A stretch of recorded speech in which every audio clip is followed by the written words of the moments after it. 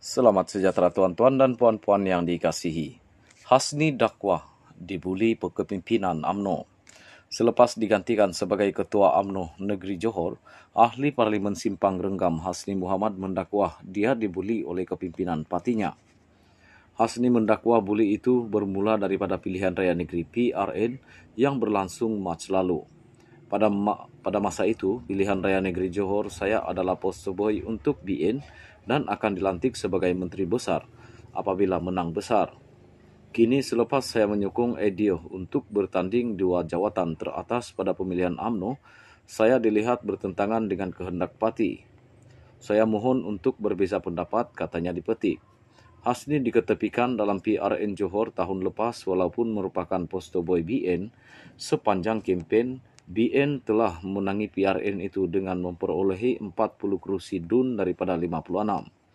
Bagaimanapun selepas Hasni berkata, dia tidak dilantik menjadi Menteri Besar apabila mengeluarkan kenyataan meminta pucuk pimpinan parti melantik pemimpin pemuda untuk menerajui MUD Johor. Sebaliknya, On Hafiz Ghazali yang merupakan adun macap mengangkat sumpah sebagai Menteri Besar. Kenyataan Hasni itu hadir selepas dia digantikan oleh Ahli Parlimen Kota Tinggi Muhammad Khalid Nurdin sebagai Ketua UMNO Johor pada Jumaat lalu. Hasni yang juga Ahli Majlis Tertinggi Parti telah menghadiri mesyuarat Jumaat lalu tetapi berkata dia tidak berada di dalam bilik mesyuarat ketika pemecatan dan penggantungan diumumkan. Dia berkata bahawa ramai ahli majlis menyuarakan pendapat mereka tetapi Presiden UMNO Ahmad Zahid Hamidi sudah membuat keputusan mengenai perkara itu. Beberapa pemimpin utama UMNO seperti Ahli Parlimen Semberong Hisamuddin Husin dan Timbalan Ketua Pemuda UMNO Sahril Hamdan Sofian digantung tugas sementara Ahli Majlis Tertinggi No Omar dan bekas Ketua Pemuda Khairi Jamaluddin dipecat. Sementara itu, Hasni membisu tentang tindakan seterusnya, bagaimanapun dia berkata sebagai seorang yang mahu parti itu dominan di Johor, dia tidak akan hanya duduk diam dan tidak berbuat apa-apa selepas disingkirkan daripada jawatannya. Dia berharap Khalid akan mengadakan mesyuarat segera bagi membincangkan perkembangan terkini parti itu.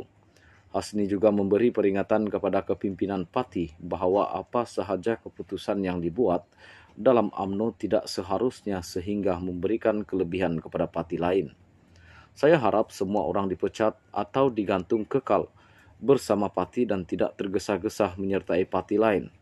Mereka masih boleh menyumbang melalui platform lain.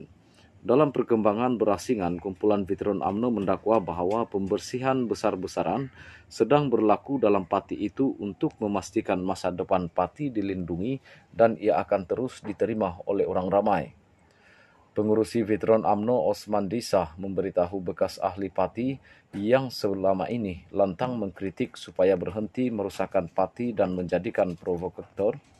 Antara bekas ahli parti yang telah mengkritik pemecatan dan penggantungan itu adalah bekas ahli Parlimen Ketere Anwar Musa yang berkata bahawa ia hanya akan menghasilkan lebih banyak kotoran kerana sumber sebenarnya kotoran masih